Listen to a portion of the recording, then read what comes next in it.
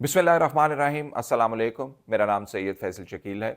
आज जो पैगाम पाकिस्तान की तरफ से उभर कर आया है वो ये है कि दहशतगर्दी को टॉलरेट नहीं किया जाएगा। जिस हद तक मुमकिन हुआ अमन लाया जाएगा और दहशतगर्दी के हवाले से जो दरअंदाजी हो रही है उस हवाले से अफ़गानिस्तान को जो है वो सख्त पैगाम दिया जाएगा। आज दो सूबों के अंदर बड़े ऑपरेशंस हैं दहशतगर्दों के ख़िलाफ़। एक बलूचिस्तान के अंदर कल्लात के अंदर और दूसरा ऑपरेशन जो है वो खैबर पख्तूनख्वा मर्दान के अंदर ऑपरेशन है।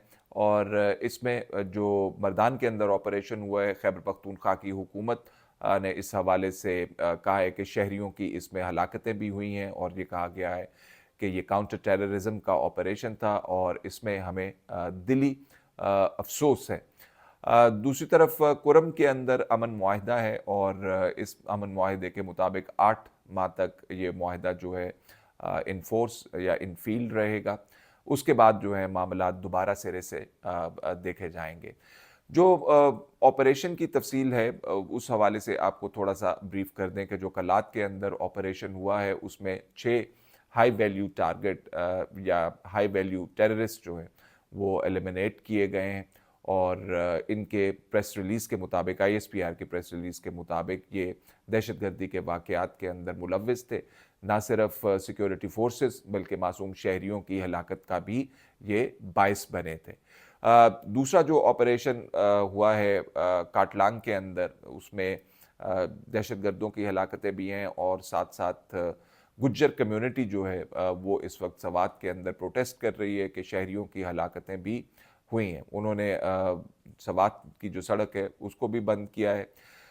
सवात का अगर आपको पस मंज़र मालूम हो तो 2009-10 के अंदर यहाँ पे बड़ा ऑपरेशन किया गया था और 2 मिलियन के करीब लोगों को सवात से निकाला गया और ऑपरेशन के बाद जो है वो फिर वापस बसाया गया। तो मेरा ख्याल है कि उनके जहनों के अंदर जो मामलात हैं तकालीफ के या दहशतगर्दी के हवाले से वो अभी फ्रेश हैं।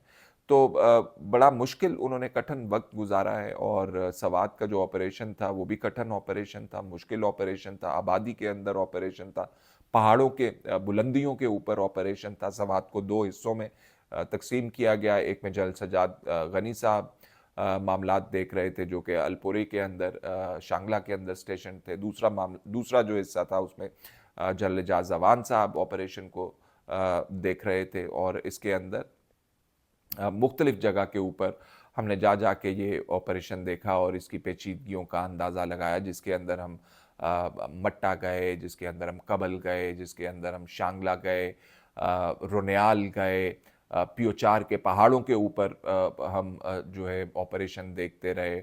मट्टा के अंदर जिस दिन सिक्योरिटी फोर्सेस एंटर हो रही थी उस दिन हम वहाँ पे मौजूद थे। तो जो इस किस्म के ऑपरेशंस होते हैं वो होते बहुत कॉम्प्लेक्स हैं और इसमें आगे जाके मैं आपको बताऊंगा कि इसका ताल्लुक इस जो काटलांग के अंदर ऑपरेशन हुआ है उससे क्या बनता है। अब जो शहरियों की हलाकतों के हवाले से खैबर पख्तूनख्वा की हुकूमत ने गहरे दुख का इजहार किया है और कहा है कि इसकी बहुत डीपली इन्वेस्टिगेशन होगी कि वहाँ पे सिविलियंस की मौजूदगी और साथ साथ टेररिस्ट की मौजूदगी वो क्या मामला था। तो जो ऑपरेशन जहाँ पे किया गया उसमें इंटेलिजेंस बेस्ड ऑपरेशन इसको कहा जा रहा है खैबर पख्तूनख्वा की हुकूमत की तरफ से, जिसमें ये टिप मिली कि यहाँ पे हाई वैल्यू टारगेट टेररिस्ट मौजूद हैं जो कि ईद के दिन जो है बहुत बड़ा एक दहशतगर्दी का वाक़या करना चाहते हैं। लोगों के अंदर हलाकतें इसके अंदर हो सकती हैं, जिसके बाद यहाँ पे ऑपरेशन किया गया। अब इसमें जो दूसरा वर्जन है जो रिपोर्ट हो रहा है, BBC के ऊपर रिपोर्ट हो रहा है, डॉन के अंदर रिपोर्ट हो रहा है, वो ये हो रहा है कि जी यहाँ पे शहरी मौजूद थे और MPA है एक PTI के, उन्होंने भी इस हवाले से बात की है और उन्होंने कहा है कि जी ये यहाँ पे ड्रोन हमला किया गया। बहरहाल ये PTI के MPA का अपना एक मौक़िफ़ है, इस हवाले से इंडिपेंडेंट कोई तस्दीक इसकी नहीं की गई है। हाँ, ये ज़रूर कहा गया है कि मामले की फ़र्दर जो है वो इन्वेस्टिगेशन की जाएगी। जो गुज्जर कम्युनिटी है जो प्रोटेस्ट कर रहे हैं कि हमारे लोग इसके अंदर मासूम मारे गए हैं, वो कह रहे हैं कि यहाँ पे काटलांग के अंदर ये सर्दियों के दिनों में आते हैं, अपने मवेशी चराते हैं, और जब मौसम थोड़ा सा बेहतर हो जाता है तो ये वापस अपर सवात में आ जाते हैं। अब अपर सवात का आपको मालूम है, अपर सवात जो है वो दीर दीर के साथ मिला हुआ है। दीर जो है वो दूसरी तरफ बॉर्डर के उस पार मामलात जो है फिर अफगानिस्तान के साथ मिले हुए हैं। तो यहाँ से आना जाना जो है वो पहले की मैं आपको बात बता रहा हूँ, 2001 के बाद 2003 2004 तो फ्रीक्वेंटली लोग आया जाया करते थे।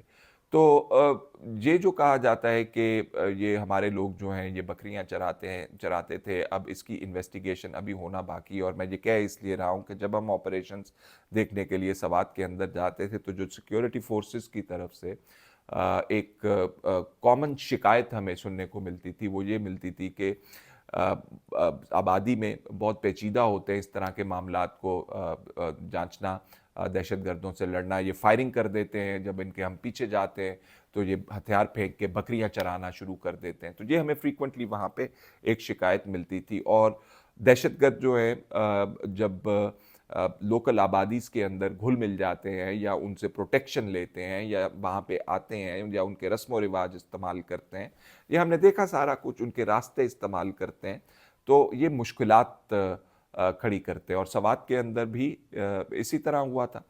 तो अब इसकी तफ्तीश होगी तो बाकी मामला पता चलेगा कि ये क्या मामला था और क्या मामला नहीं था। सड़कें ब्लॉक करना उन्होंने ब्लॉक की हैं, और हुकूमत को वार्निंग दी है कि अगर आप कॉम्पनसेट नहीं करेंगे तो ईद के दूसरे रोज़ जो है हम फिर मज़ीद जो है वो एहतजाज करेंगे। एंड आई एम श्योर कि हुकूमत का इस हवाले से एक स्टैंडर्ड पॉलिसी होगी जिसको फॉलो किया जाएगा।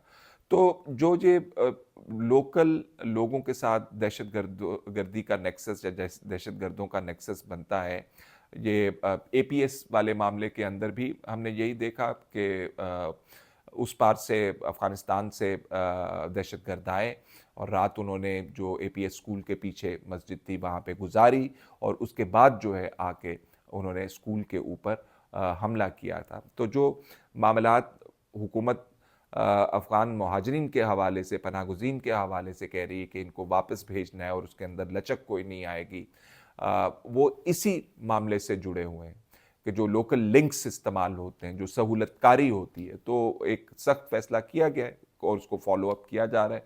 और साथ साथ आज भी ये सख्त फैसला हुआ है कि अफ़गानिस्तान के साथ सख्ती से दोबारा दरअंदाजी, दहशतगर्दों का उस वहाँ से यहाँ पे आना और हमलावर होना, उसको भी दोबारा उठाया जाएगा।